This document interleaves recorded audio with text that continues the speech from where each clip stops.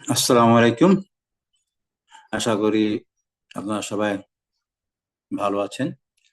আমাদের কৃষি গুচ্ছের নবম মাইগ্রেশন পর্যন্ত আসলে ডাকা হয়ে গেছে। তো এখন আসলে পরিস্থিতিটা কি? আপনাদের বিভিন্ন জায়গায় ইউনিভার্সিটি যারা কৃষি গুচ্ছের, যত ওই যে ফেসবুক বা মেসেঞ্জার বা বিভিন্ন পেজ আছে, যারা কৃষি গুচ্ছ যারা হেল্প, এটা খুললেই দেখা যায় বিভিন্ন শিক্ষার্থীদের প্রশ্ন যে আমার কি আর মাইগ্রেশন হবে কিনা, হইলে কত নাম্বার হইতে পারে, এই একটা প্রশ্ন। আর একটা দুটা প্রশ্ন, অনেকে এখনো চান্স পায় নাই, যারা ওয়েটিং এর পিছনের দিকে আছে। প্রথম দিকে তো আশাই ছিল না, এখন তারা আশান্বিত হচ্ছে যে তারা আদৌ ভর্তি হতে পারবে কিনা, হইলে কোথায় হবে। তো এগুলো বিষয় নিয়ে আসলে আমরা আলোচনা করছি। প্রথমে এখানে যে আমরা লিস্টটা দেখতে পাচ্ছি, টোটাল সিট বিভিন্ন বিশ্ববিদ্যালয়ে বাকি গাঁও বাইশ কত সিট ছিল, ওটা সব মিলে আমাদের 3701টা সিট ছিল। এবং চতুর্থ মাইগ্রেশনে, আমার চতুর্থ মাইগ্রেশনের পরে যখন সবাই ভর্তি হলো, তখন তো কিছু সিট খালি ছিল। এই হবিগঞ্জ এবং কুড়িগ্রাম, এই দুইটা ইউনিভার্সিটি কিছু সিট খালি ছিল। ওই সময় অফিসিয়ালি সবাই 10,000 টাকা দিয়ে যখন ভর্তির জন্য ইচ্ছা প্রকাশ করছে, তখন সবাই ইচ্ছা প্রকাশ করছে। 3,700 তো প্রায় 3600 মতন ইচ্ছা প্রকাশ করছিল। কিন্তু যখন ভর্তি হইলো, ভর্তি হওয়ার পরে দেখা গেল যে 2,266 জন ভর্তি হইল। তার মানে 1,435টা সিট খালি। এমনকি তখনও বাকৃবিতেও সিট খালি ছিল, গাজীপুরেও সিট খালি ছিল, বিভিন্ন ইউনিভার্সিটি সিট খালি ছিল। দেখা যাচ্ছে যে আমরা যদি টোটাল পার্সেন্টেজ দেখি, তাহলে টোটাল পার্সেন্টেজ দেখা যাবে যে 38.77, প্রায় প্রায় 39% সিট তখন খালি ছিল। তখন পঞ্চম মাইগ্রেশনের পরে এটা হলো। এরপরে যখন এই 1,435টা সিটের এগেনস্টে যখন কল করা হইলো, তখন দেখা গেল যে তখনও এই যে ষষ্ঠ মাইগ্রেশন 891টা সিট খালি, অর্থাৎ মাত্র 544 জন ভর্তি হলো। 1,435 জনের মধ্যে ভর্তি হলো 544টা, খালি থাকলো কত? 891। আমরা যদি পার্সেন্টেজ দেখি, তাহলে দেখা যাচ্ছে 62.09 তখন খালি থাকলো। এবং এরপরে যখন সপ্তম মাইগ্রেশন যখন ডাকলো, এই সপ্তম মাইগ্রেশনে দেখা গেল যে 898 জনের মধ্যে তখনও 598টা সিট খালি, 293টা সিট ভর্তি হইলো। মানে যে এই 898 জনের মধ্যে মাত্র 293 জন ভর্তি হইলো, 598টাই খালি। আচ্ছা, আমরা পার্সেন্টেজ দেখলে 67.12 খালি। এরপরে যখন আমাদের অষ্টম মাইগ্রেশন যখন ডাকা হইলো, তখনও দেখা যাচ্ছে 3টা ইউনিভার্সিটি অবশ্য তখন ভর্তি হয়ে গেছে, কিন্তু বাকি ইউনিভার্সিটি গুলিতে তখনও সিট খালি ছিল। এমনকি সিবাসুর মতো ইউনিভার্সিটি তখন সিট খালি ছিল, সিবাসু, সাও কাও সব জায়গাতেই। বাকি প্রথম বড় বড় যে তিনটা ঢাকা বা কেন্দ্রে যারা আছে, ঢাকার কাছাকাছি যারা, তারা মোটামুটি ফিল আপ হয়ে গেল, বাকিগুলো খালি ছিল। এবং এই 598 জনের মধ্যে পরবর্তী দেখা গেল তখনও 436টা সিট খালি ছিল, 162টা তাহলে পূরণ হয়েছিল। এখন যদি আমরা যদি খালি দেখি, 72.91%। এরপরে যখন নবম মাইগ্রেশন হইলো, গতকালকে রাত্রে রেজাল্ট দিয়েছে, আপনারা দেখেছেন। সেখানে এখন এই যে টোটাল 320টা সিট খালি দেখা যাচ্ছে। তার মানে এই 436-এর মধ্যে 116 জন ভর্তি হয়েছে, মানে ভর্তির জন্য ইচ্ছা প্রকাশ করছে। কতজন ভর্তি হবে এটা তো ভর্তি হইলে জানা যাবে। তার মানে তখনও প্রায় 73.39। তাহলে এখন যারা নতুন ভর্তি হতে যাচ্ছে তাদের জন্য যেটা সংবাদ, মানে যারা নতুন ভর্তি হতে যাচ্ছে, মানে যারা নবম মাইগ্রেশন চান্স পায় নাই, যাদের ওয়েটিং, গতকালকে আমরা দেখেছি যে 5,918-এর মতন মোটামুটি চান্স পেয়ে, মানে হ্যাঁ, চান্সের জন্য মনোনীত হয়েছে।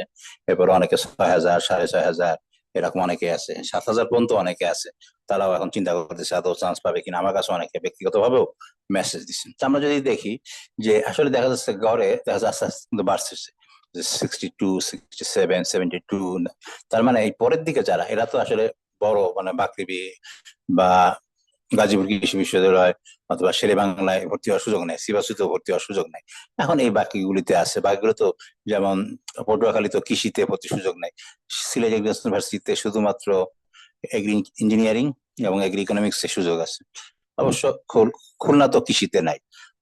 বাকি 4টে আছে, হবিগঞ্জে 3টা আছে ও কুড়িগ্রামে 2টা সাবজেক্টে ভর্তির সুযোগ আছে। তো এই জন্য অনেকে দেখা যাচ্ছে যে ভর্তির জন্য ইচ্ছা প্রকাশ করছে না, বা অন্য জায়গায় হয়তো ভর্তি হয়ে গেছে, বা জেনারেল গুচ্ছতে হয়তো ভালো সাবজেক্ট আগায় আছে, যার জন্য সে আর এখানে ভর্তি ইচ্ছা প্রকাশ করছে না। আমরা যদি দেখি পার্সেন্টেজ আসলে বাড়ছে 62, 67, 72, 73।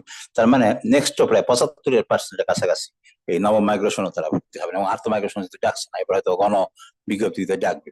তো তাইলে আমরা দেখা যাচ্ছে 320-এর যদি আমরা দেখি যে মানে 1/4, যদি আমরা বলি 320-কে যদি আমরা 4 দিয়ে ভাগ দিই তাহলে হয় 80। তার মানে দেখা যাবে যে 80টা সিট হয়তো বা আগ্রহ দেখাবে, 80 বা 100। তার মানে আমরা যদি ধরি যে 120 যদি দেখায়, তারপরেও কিন্তু দেখা যাবে যে 200 সিটের মতন দেখা যাচ্ছে যে খালি থাকার সম্ভাবনা আছে। এবং আগে তো 3 গুণ ডাকতো, কিন্তু এখন তো দেখা যাচ্ছে যে 3 গুণ ডাকে আসলে লাভ নাই, 4 গুণ ভর্তি করা হচ্ছে, 4 গুণ আর আরো কিছু খালি হচ্ছে, যার জন্য হয়তো 7 গুণ পর্যন্ত ডাকতে পারে। সেই হিসাবে 200-কে যদি আমরা 7 দিয়ে গুণ করি তাহলে প্রায় 1400 আমাদের আছেই, তো হইলো প্রায় 6000-এর মতন চলে আসছে, এবং 5916 প্রায় 6000, তার মানে 7300 কত যত আছে। তার জন্য বলা যায় যে মোটামুটি যারা আছে সবারই একটা ডাক পাওয়ার একটা সম্ভাবনা আছে। আর এই যে 10-11 তারিখে যারা ভর্তি হবে, আগের বার যেমন সবাই কিন্তু 10,000 টাকা দিয়ে তারা ভর্তির জন্য কি করছিল, নিশ্চয়ন করার পরও দেখা গেছে কি এই 1435 জন ভর্তি হয় নাই। এই 1435 মধ্যে হয়তো 100 সিট খালি ছিল যারা নিশ্চয়ন করে নাই, তারপরও কিন্তু 1300-র মতন কিন্তু 10,000 টাকা জমা দিয়েও তারা ভর্তি হয় নাই। মানে এখন যারা 10,000 টাকা জমা দিচ্ছে এর মধ্যে কতজন ভর্তি হবে বা জানি না, তবে আগেরটার সাথে পার্সেন্টেজ কম হবে, কারণ আগে যারা তারা বেশি মেধাবী হয়তো ছিল, ভালো জায়গা হলে যে অন্য জায়গায় চলে গেছে, তার জন্য ভর্তি হয় নাই।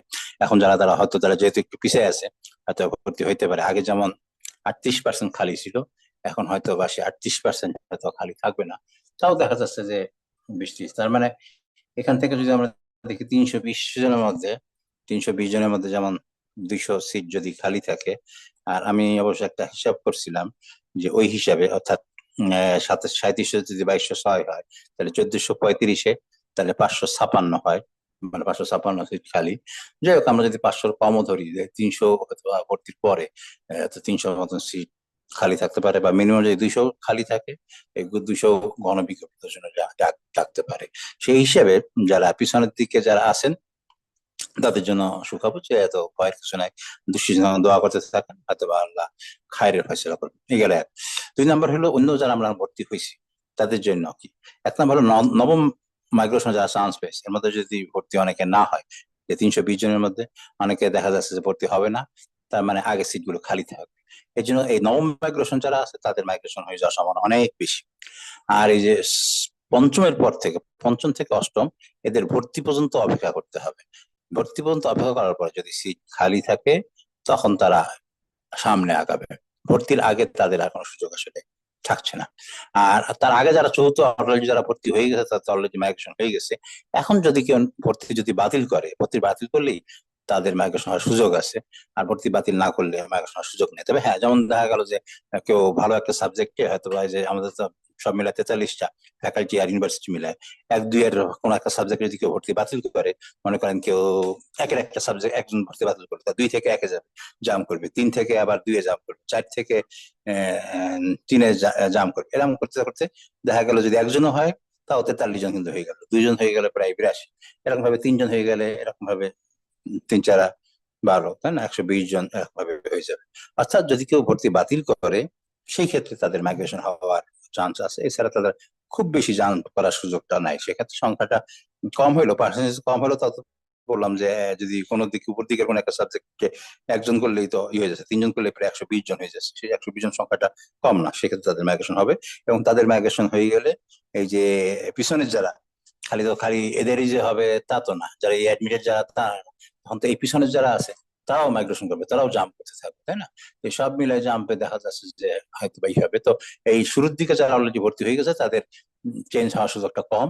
যত পিছনের দিকে যাবে, যেমন সবচেয়ে বেশি জাম্প করবে যারা এখন 9 নম্বরে আছে, এদের জাম্প করার অর্থাৎ জাম্প আগে যাওয়ার সম্ভাবনাটা তাদের বেশি, কারণ এখানে তো 320 নম্বর হয়তো তার ছিল 320, দেখা গেল যেখানে 100 ভর্তি হলো না বা 150 ভর্তি হলো না, তখন দেখা যাবে যে সে আগায় যাবে।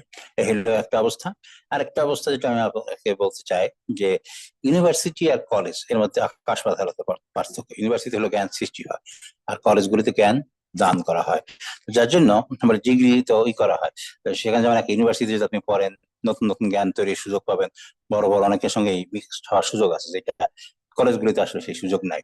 আর কলেজগুলিতে জেনারেল সাবজেক্টের বই আসলে কতটুকু, কৃষি যতগুলো সাবজেক্ট আছে, যেগুলো নতুন সাবজেক্ট আছে, তারাও উম, ভালো জায়গার সুযোগ আছে, স্কলারশিপের সুযোগ। আপনি যদি একটা কলেজ থেকে অ্যাপ্লিকেশন করেন কোনো একটা স্কলারশিপের, আর একজন লোক ইউনিভার্সিটি থেকে অ্যাপ্লিকেশন করে, হোক সেটা নতুন ইউনিভার্সিটি বা দুর্বল ইউনিভার্সিটি যাই হোক না কেন, সেখান থেকে হচ্ছে সেটা তো ইউনিভার্সিটি, যার জন্য তার অ্যাপ্লিকেশনের সুযোগ বেশি। এবং স্বাভাবিকভাবে ইউনিভার্সিটিতে যে টিচার জয়েন করে তার রেজাল্ট কিছু শর্ত আছে, শর্ত থাকার কারণে ইউনিভার্সিটিগুলিতে ভালো টিচার হওয়ার সম্ভাবনাই বেশি। তার উচ্চশিক্ষা বা গবেষণা বা যে কোনো জিনিসের দিক দিয়ে সুযোগ কলেজগুলোর চাইতে বেশি। এরপর ডিসিশন আপনাদের, আপনারা কলেজে ভর্তি হবেন না ইউনিভার্সিটি ভর্তি হবেন। তো সেই হিসাবে নতুন যে ইউনিভার্সিটি গুলো অনেকে মনে করছে, যেমন আমি তো হবিগঞ্জ ইউনিভার্সিটি নিজে কয়েকবারই গেছি পরীক্ষা নিতে, তাদের প্রথমবারের চাইতে এখন অনেক উন্নতি হচ্ছে, তাই না? খুলনা ইউনিভার্সিটি তারা কিন্তু ফার্স্ট ব্যাচ বের হয়ে গেছে, এবং ফার্স্ট ব্যাচে আমি ইঞ্জিনিয়ারিং এর একজন ছাত্রকে জানি যে অনেক ভালো গবেষণা করছে। আরো অনেক কিছু ছাত্র কিন্তু আমি দেখছি তারা গবেষণা করে তারা এগিয়ে যাচ্ছে, তাই না? তো যার জন্য যাক, নতুন ইউনিভার্সিটি হলেও খারাপ না, ভর্তি হইতে হবে। আর মানুষের ভাগ্য, হায়াত মৌত সবই আল্লাহর হাতে। আমরা তো সৃষ্টিকর্তায় বিশ্বাস করি, তো সেই হিসাবে সৃষ্টিকর্তা যেটা ভালো রাখবে সেটাই হবে। যখন চান্স পায় নাই তখন তাদের দুঃখ ছিল, চান্স পায় নাই, এখন চান্স পাওয়ার পরে যে এখানে ভর্তি হবো কিনা, সব অপশন অনেক থাকলে তখন আসলে সমস্যা, রাস্তা একটা থাকলে সুবিধা। তবে কৃষি অবস্থা, আমি যেটা বলছি, কৃষির অবস্থা খারাপ না। কিছু তো আমরা আগেও বলেছি যে বিভিন্ন সাবজেক্টে বিসিএস আছে, বিসিএস ছাড়াও বিভিন্ন গবেষণা প্রতিষ্ঠানে চাকরির সুযোগ আছে, যেটা অন্যান্য সাবজেক্ট গুলিতে কম। আর কলেজগুলিতে তো আরো কম। আমি নির্দিষ্ট করে কোনো কলেজ বা কোনো সাবজেক্টে বলছি না, কিন্তু আসলে কৃষিতে সুযোগ অবারিত। এবং যেটা বলেছি, কৃষি থেকে পড়ার পরে যারা কৃষিতে পড়ে 70% একদিনের জন্য হলেও বিদেশ যাওয়ার কিন্তু সুযোগ তাদের থাকে, যেটা অন্য কলেজ বা অন্য জেনারেল ইউনিভার্সিটিতেও পার্সেন্টেজটা এতটা থাকে না। আর ওই অনেকে হবি এই কুড়িগ্রাম সম্বন্ধে বা হবিগঞ্জ ইউনিভার্সিটি সম্বন্ধে, যেহেতু দুইটা ইউনিভার্সিটি নতুন, আমাকে জানতে চাচ্ছে, আমি দেখো সবচেয়ে বেশি মেসেজ আমার কাছে আসছে এই দুইটা। আমি ভিডিও লিঙ্কের সঙ্গে হবিগঞ্জ ইউনিভার্সিটির বিভিন্ন তথ্য বা কিছু ভিডিও লিঙ্কে দিয়ে দেবো, এবং কুড়িগ্রাম ইউনিভার্সিটির ভিডিও লিঙ্কে দিয়ে দেবো, যদি কেউ আগ্রহী হইলে দেখতে পারেন। তো সবাইকে ধন্যবাদ। আর যারা অলরেডি ভর্তি হয়ে যাচ্ছে, 10-11 তারিখে ভর্তি হন, সুন্দরভাবে ক্লাস করেন। যেটা বলে যে এখন দৌড় প্রতিযোগিতা শুরু হবে, অর্থাৎ জুতা ফিতা বাঁধার চেষ্টা করেন। 10-11 তারিখ ভর্তি হয়ে জুলাই থেকে ক্লাস শুরু করে সুন্দরভাবে ক্লাস করবেন, এগিয়ে যাবেন, এই আশাবাদ ব্যক্ত করছি। সবাইকে ধন্যবাদ। আসসালামু আলাইকুম।